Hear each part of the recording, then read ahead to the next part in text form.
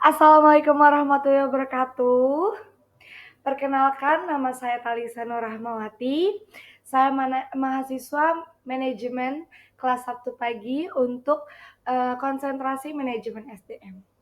Hari ini saya akan menjelaskan laporan magang, mempresentasikan hasil laporan magang saya di PT Tunas Mobilindo Perkasa.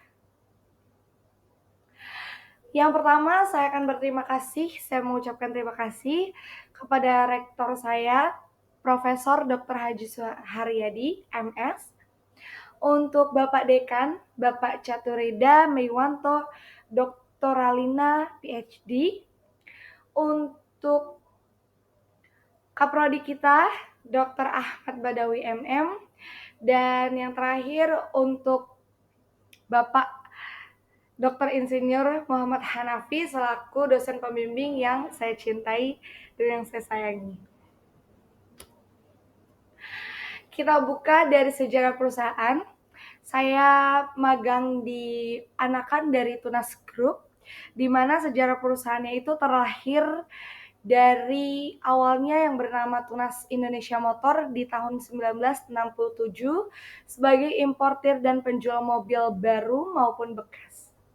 Kemudian pada tahun 1980, Tunas Group mengintegrasikan seluruh bisnis unit ke dalam satu persero, yaitu induk PT Tunas Ridean. Dan saya di sini magang di PT Tunas Mobilindo Perkasa atau yang biasa dikenal yaitu Tunas Daihatsu.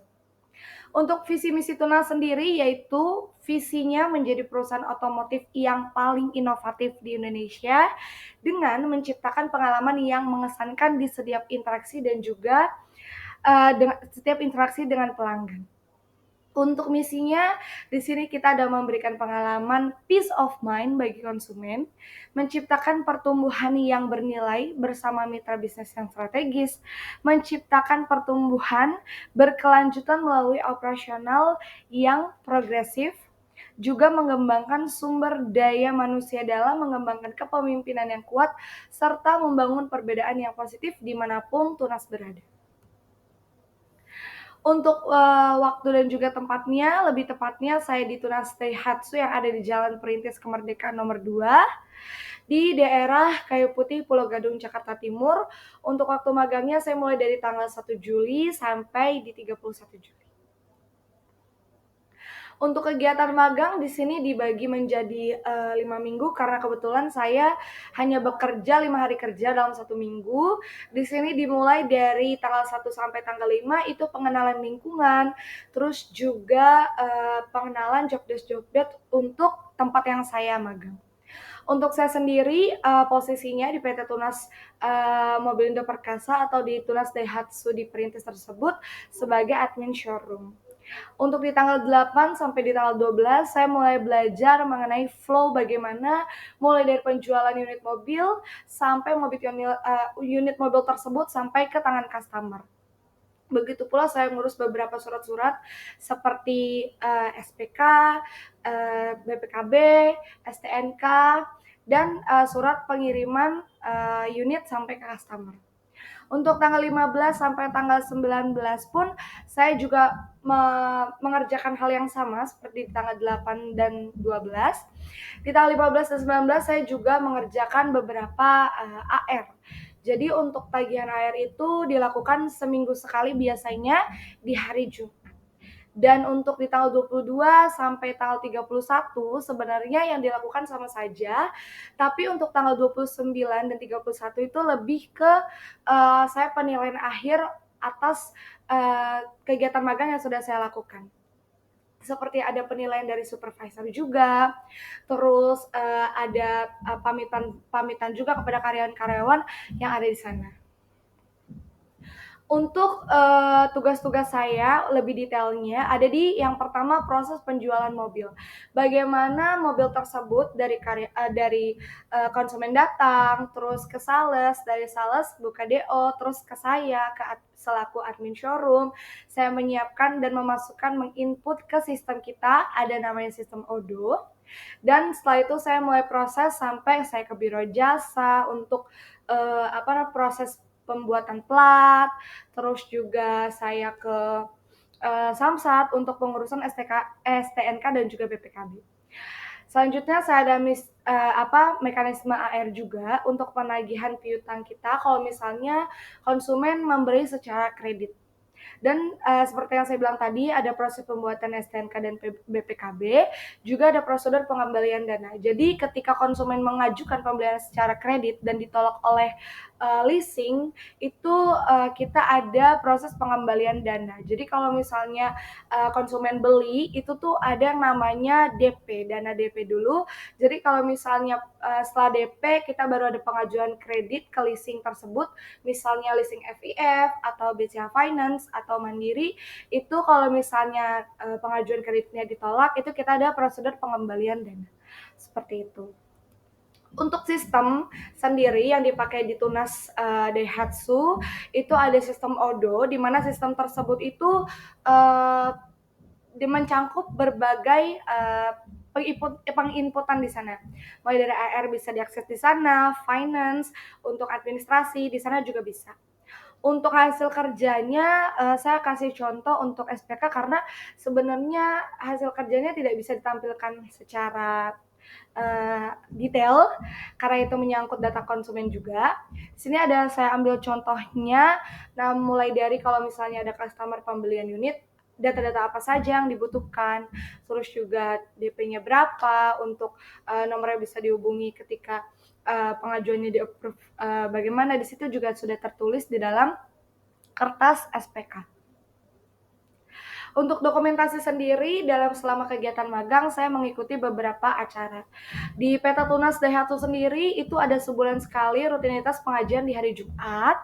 Kebetulan saya ikut, dan saya juga menampilkan ada ruangan kerja saya di situ pada saat saya bekerja, dan ada dokumentasi saya foto bersama mentor saya. Terus untuk saya foto-foto bersama karyawan-karyawan yang lain, mohon maaf karena kebetulan karyawan-karyawan di sana punya kesibukan masing-masing, jadi saya tidak bisa melampirkan terlalu banyak dokumentasi saya dengan karyawan-karyawan di sana. Karena waktunya juga terlalu singkat, hanya 1 bulan saja. Untuk tantangan magang sendiri, di sini sih banyak ya sebenarnya, mulai dari seringnya terjadi miskomunikasi antara bagian admin dan juga sales, terus juga ada miskomunikasi antara bagian admin dan juga finance, leasing, terus juga ada miskomunikasi antara admin dan juga bagian orang yang akan mengantarkan unit tersebut kepada customer. Biasanya kalau misalnya yang terjadi sebenarnya lebih ke banyaknya miskomunikasi yang terjadi. Untuk kayak kendala sistem sebenarnya ada, tapi tidak seintens dengan kesalahan miskomunikasi. Contoh kesalahan miskomunikasi biasanya paling sering terjadi antara admin showroom dengan leasing. Contohnya begitu kita SPK, begitu kita buka DO gitu, unit terjual dan sudah di-ACC oleh bagian leasing itu akan menuliskan jumlah nominal harga mobil. Biasanya kita tuh ada 2, ada by email atau by tulisan kertas, masih manual. Biasanya antara manual dan sistem itu yang dikirimkan melalui email itu tuh sering berbeda. Walaupun hanya Rp1 itu menjadi kesalahan yang sangat fatal. Biasanya miskomunikasinya sering terjadi di leasing tersebut. Untuk miskomunikasi biasanya untuk ke bagian pengiriman itu dari waktu pengirimannya. Misalnya kalau unitnya sudah ready, sudah bisa dikirim gitu, kadang konsumennya minta mengundur untuk dikirimkan kapan. Kalau tidak, konsumennya minta buru-buru, jadi di bagian pengiriman juga harus kita buru-buru. Dan biasanya kalau misalnya kendalanya juga ada di bagian dari Samsatnya untuk penyelesaian STNK dan BPKB. Biasanya kalau misalnya ada permintaan lebih cepat, itu biasanya kita melakukan SPUT namanya. Jadi pembuatan STNK dan BPKB-nya juga semakin cepat. Kalau misalnya untuk pembelian kreditnya, kemungkinan BPKB-nya tidak bisa disebut karena kan dia prosesnya kredit yang harus dilunasakan terlebih dahulu. Tapi kalau penjualan cash biasanya konsumen banyak meminta untuk disebut karena agar cepat jadinya STNK, plat dan juga BPKB-nya. Untuk menyelesaikan atau menanggapi dari tantangan magang yang saya alami, saya lebih intens untuk sering berkomunikasi dan menanyakan apakah ini datanya sudah betul, apakah tidak ada kesalahan dalam angkanya lagi. Biasanya karena sering terjadi dengan leasing, dan juga saya memastikan komunikasi dengan customer apakah barang yang akan dikirimnya hari ini atau dikirim hari besok. Jadi agar saya lebih make sure dan tidak akan ada terjadinya miskomunikasi lagi. Untuk kendala di sistem sendiri itu bukan wewenang dari saya. Jadi biasanya kalau misalnya terjadinya kendala di sistem Odoo itu biasa saya minta langsung kepada bagian yang memang mengatur sistem tersebut. Mungkin demikian hasil laporan magang saya. Dengan adanya laporan magang ini, saya bisa mengambil kesimpulan bahwa saya siap untuk melakukan atau terjun di dunia kerja setelah saya melakukan kegiatan magang. Walaupun jaraknya hanya 1 bulan, mungkin banyak sekali ilmu-ilmu mulai dari cara berkomunikasi agar tidak terjadi komunikasi, lalu juga ketelitian. Di situ saya bisa mendapatkan ilmu-ilmu tersebut yang sangat mahal tentunya yang saya belum rasakan di dunia kerja. Jadi saya bisa lebih siap untuk terjun ke dunia kerja. Begitu, sekian presentasi laporan magang dari saya, kurang lebihnya mohon maaf karena manusia tempatnya salah. Wabillahi taufiq wal hidayah. Wassalamualaikum warahmatullahi wabarakatuh. Bye bye.